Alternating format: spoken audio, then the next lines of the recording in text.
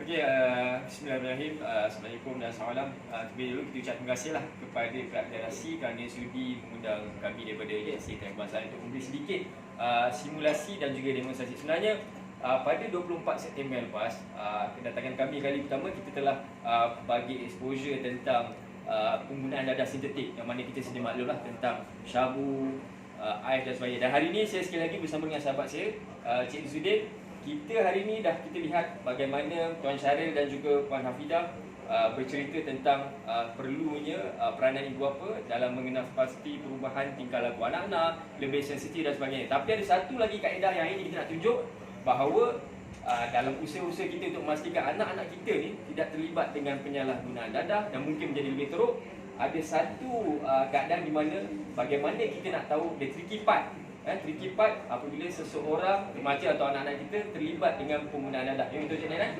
Sebab yang ini adalah actual senario lah, situasi semasa yang kita biasa lihat. Kalau kita tengok di luar sana, kita tahu yang ni bom, peralatan ataupun dapur untuk kita menggunakan syabu, ais dan sebagainya. Ini kira kita, kalau kita tahu.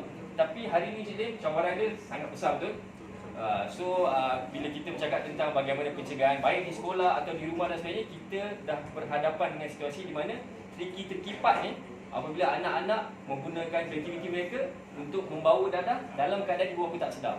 So untuk itu saya serahkan kepada sahabat saya Cik Izzuddin untuk terangkan sedikit lah apa yang kita cuba bawa malam ni dengan dia. Terima kasih. So hari ini kita macam Cik kata dia ni adalah orang panggil, kalau untuk remaja, ini kita boleh kategorikan sebagai old school. Old school. Macam contoh straw ni, kita Selangor dah tak pakai straw. Straw dah tak ada. Tu memang tak pakai. So ni packaging lama. Okay. Tadi ada Puan Hafidah, dia ada cakap pasal macam mana ibu bapa sekali-sekala dia kena pergi spot check bilik anak. Betul. Ini benda paling simple. Pergi spot check bilik. Tapi tuan-tuan, hari ini kita nak menimbulkan sedikit kerisauan kepada ibu bapa. Adakah barang yang dia spot check tu, dia tahu barang tu adalah barang salah. So hari ni saya ada bawa satu bag biasa. Macam seorang remaja datang bawa kan, setelah dia balik rumah. Tak nampak remaja bila kita pakai. Tapi di sini ini adalah penampilan yang dulu biasa. masa remaja macam ni lah. Okey, baik. Sekarang masa saya remaja, cuma gambar tak ada. Okay, so bila saya balik macam perempuan pula kan. Okey. So kalau kita balik rumah, bawa bag contoh. So parents nak check. Cik Faizal kerja di game mantap lah. Saya tak boleh cakap. So kita nak minta salah seorang tu untuk datang check. Parents lah kan, untuk datang check, keluarkan barang dalam ni dan tunjuk saya adakah apa barang dalam beg ni adalah salah. Dikategorikan sebagai barang salah. Macam Puan Hafidah kata tadi, kita kena SD sebulan sekali lah pergi checking bilik anak kan. So kita minta seorang kru lah. Okey. Kita bantu. Okey. Nama je, nama dia. Nama saya? Nama betul ke? Nama tipu je. Orang kata Facebook. Nama saya John. Okey, John. Okay, John, contohlah saya anak kan. Dia macam tak nampak anak lah. Ya, saya jadi bapa. Okay, so contohlah. So ada beg ni dalam bilik anak. Okey. So cik kena check. Keluarkan kat saya tanya apa barang yang salah, apa yang tidak. Okey. So Ini anak punya beg ni. anak punya beg. So situasi ni berlaku di rumah dalam bilik. Kita keluar dulu. Keluarkan tak? Boleh? Yang salah tak sini? Yang salah letak situ. Tak salah? Tak salah, kita apa Ya. Okey, yang salah letak. Sekolah lah, budak sekolah ya. Tapi saya bapak lah. Ayah lah, ayah cik budak sekolah. Saya juga. Okey.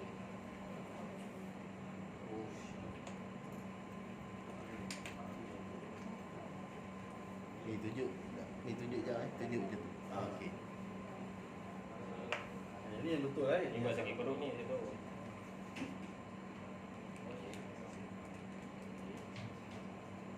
So ni simulasi macam seorang ayah cek beg anak je lah.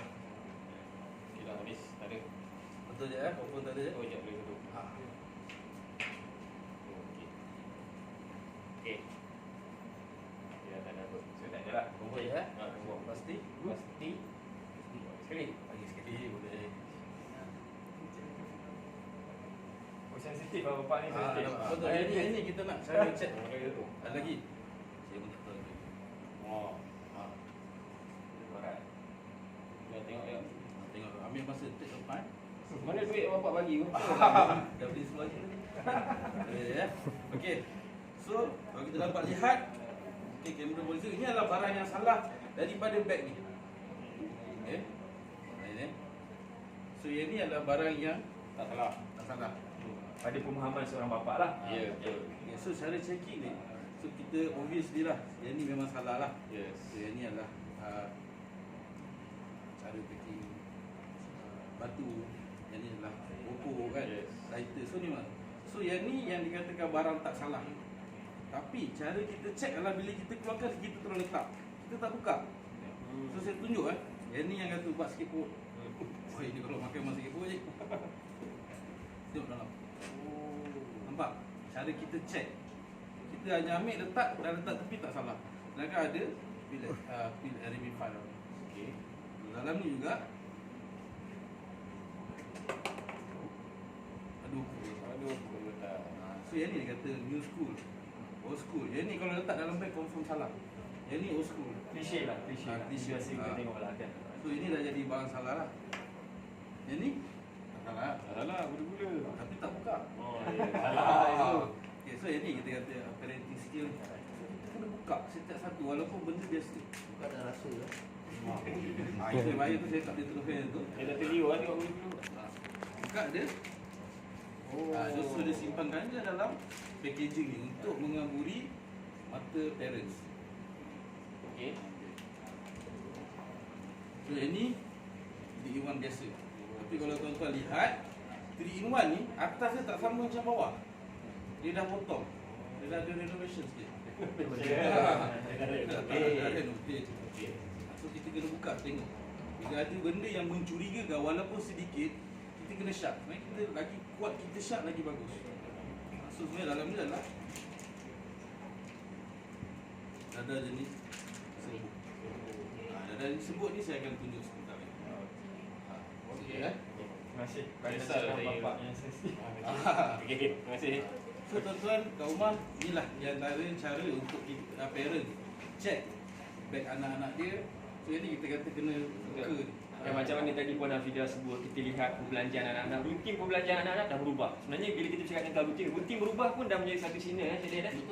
So hari ni, tadi kita dah tengok, okay, ini pandangan mengenai dadah yang skeptikal lah, klise. Bila kita jumpa barang-barang macam ni, obviously kita tahu anak kita terlibat lah dengan pengambilan dadah. Tapi kalau macam ni, barang macam ni, kita kena lebih sensitif. Kena lebih Dan ni mungkinlah Cik Din, penonton kita tertanya lah, kalau buka secet macam ni, so ada serbuk, kita wondering serbuk apa kan? Betul. So adakah bentuk kaedah dadah baru menggunakan secet ni? Okey.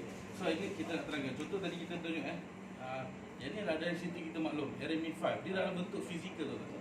Dalam bentuk pil bila kita buka dan kita makan. So kita rasa secara fizikal. So contoh kalau orang nak bagi, saya bagi kat Cik Faizal kan. Cik Faizal rasa dan mungkin kita boleh buat betul. Tapi apa yang berlaku ni, dadah dalam bentuk serbuk. So saya tunjukkanlah. So ini antara dadah bentuk serbuk ni sinoni dengan muzik. Okay. Sesuai kalau saya nak bancuh saya kena ada feel. Oh ada feel, okay, feel Cik Din eh. So saya buka lagu yang apa? Jap, sebelum tu. Okay. Ni antara packaging, ni ada lagi antara packaging kita kena alert. Okay. Contohnya menggunakan packaging sos cili. Ya, Okay. menggunakan packaging sos cili. So cili ni tak masalah. Tak salah. Tapi packaging dia gunakan packaging ni dia potong dan disimpan dalam ni. Tujuannya 100% untuk mengaburi sahaja. Jadi terus kita bila kita check, kita kena ada ilmu, kita kena ada info yang betul. Apa yang kita check, apa yang kita nak tahu tentang anak-anak kita. Okey. So ni contohlah. Kalau saya kata tadi dalam bentuk pil, ni adalah dalam bentuk serbuk. So boleh kita ambil feel sikit lah. Ambil feel sikit lah Cik Din eh. Right.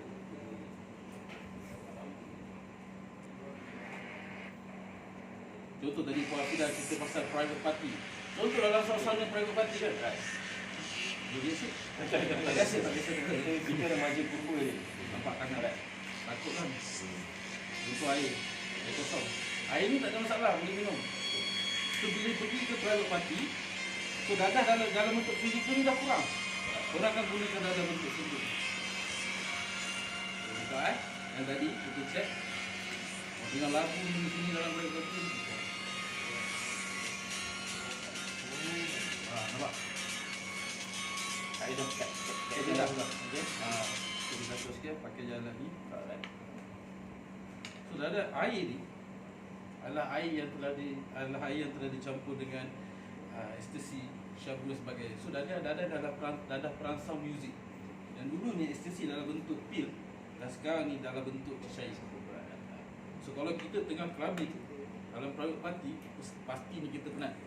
Betul. Takkan joget tak penat, betul? So kita akan minum. So dadah air yang kita minum ni, warna dia pun macam mana, tengok warna apa? Oren. Warna oren. Sukarlah untuk kita. Ya, betul. So bila kita dalam club, dalam private party, sekarang ni banyak private party. Takkan kalau kita pergi, takkan kita bawa bekal. Jarang orang pergi private party bawa bekal, itu tak ada. Jadi bila dia sediakan air tu, kita akan minum. So kita akan jadi apa yang penting, kita kena berada di tempat yang betul, masa yang betul, dengan kawan orang yang betul. Itulah tuan-tuan dan puan-puan, kita tengok realiti sekarang lah. Kita dah cakap tentang isu dadah sintetik sebelum ni. Skeptikalnya dadah yang kita tahu pada hari ini. Tapi cabaran baru kita apabila kita nak memahami yang anak-anak sekarang ni dah advance. Kalau kita tak lebih advance daripada anak-anak, kita tak lebih peka, kita tak lebih cakna, maka kita mungkin akan ketinggalan. Dan saya tertarik daripada perbualan Tuan Syarif dan juga Puan Nafidah tadi untuk kita jadi lebih sensitif di masa-masa akan datang, supaya isu-isu yang berlaku melibatkan anak-anak muda, khususnya di sekolah, di dalam kawalan kita, kita lebih alert untuk ambil tindakan dan sebagainya. Betul Cik Din? Betul. Sesuai dengan kempen kita lah Cik Din pada tahun ni apa? Lebih baik cakap. Kali ini berjaya. Kali ini berjaya, alhamdulillah. So mudah-mudahan demonstrasi kita yang seberingkas ini dapat menjadi satu, orang kata, titik tolak kepada ibu bapa di luar sana supaya menjadi lebih sensitif dengan apa yang disampaikan oleh panel jemputan kita tadi lah. Okey.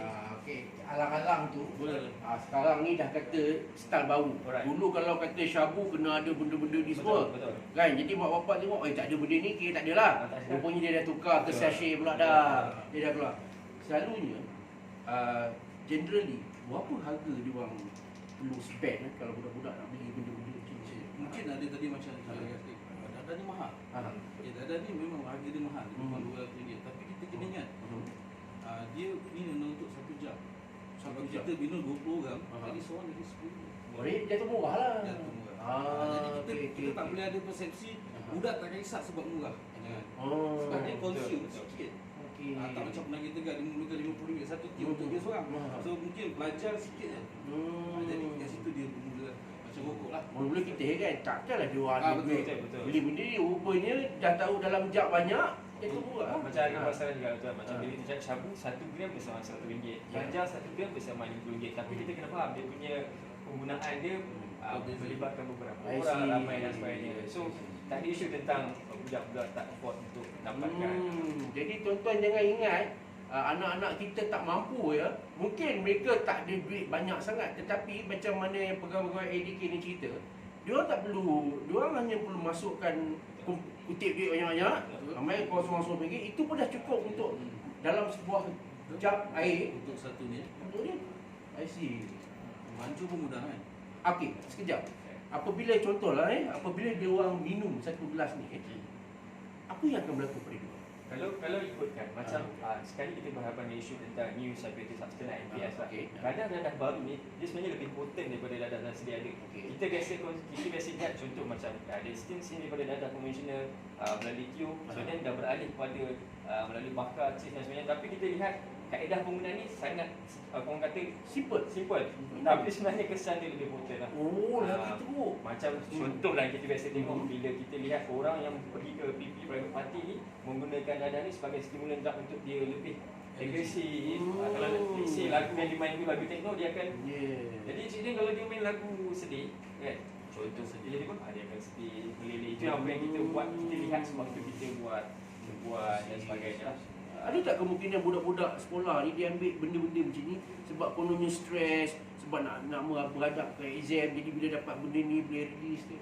Itu mungkin persepsi dia lah. Setengah orang kan macam kita tengok, kenapa dia pergi mengadap? Kawan, stres. Ini adalah alasan-alasan yang digunakan. Alasan yang digunakan kononnya nak exam ni, nak SPM ni kan. Sebab bila kita ambil ni, contoh hilangkan stres, besok kita stres.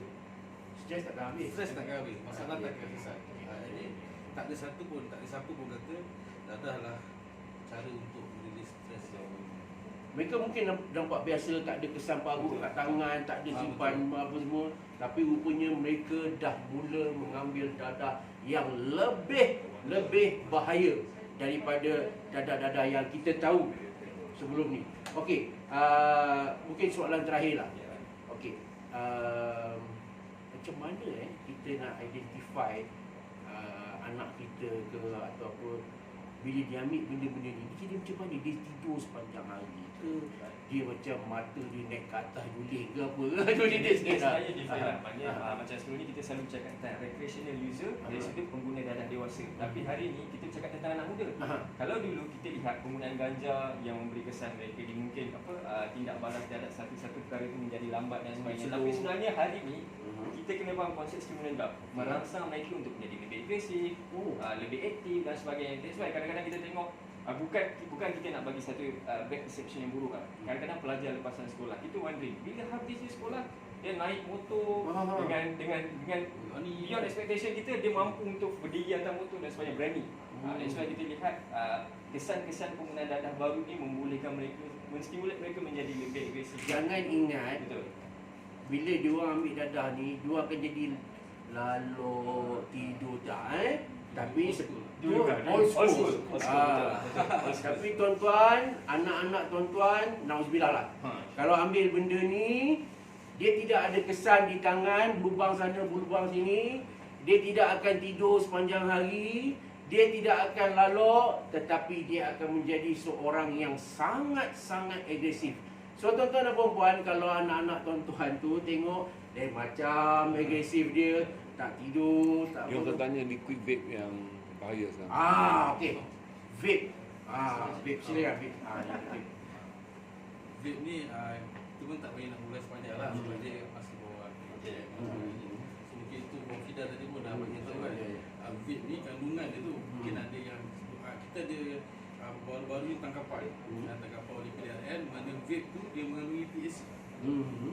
So vape tu yang dijual biasa tu ada masalah, tapi bila dia campur dengan THC tu yang tu yang dia jadi samalah macam dia. Adakah kesan dia sama juga macam yang jadi aktif? Dia macam berapa bergantung pada ni lah. THC ni dia setiap dadah dia akan ada kesan yang berbeza. Oh, Dia yang paling dahsyat kan. Bila sekarang ni kita ada biasa tetrahydrocannabinol THC, bahan psikoaktif dalam apa ni dadah jenis ganja. Kita tahu yang penggunaannya akan menyebabkan refleksi kita terhadap satu perkara lambat. Tapi hari ini kita ada NPS. Kita ada THC sintetik. Maknanya cannabis oil yang diproduce oleh setengah orang dan digunakan untuk memulihkan mereka jadi agresif. So dia dah mengubah kita punya persepsi. That's why yang tu yang kita sangat-sangat bimbangkan lah. Baik tuan-tuan dan puan-puan, begitulah tadi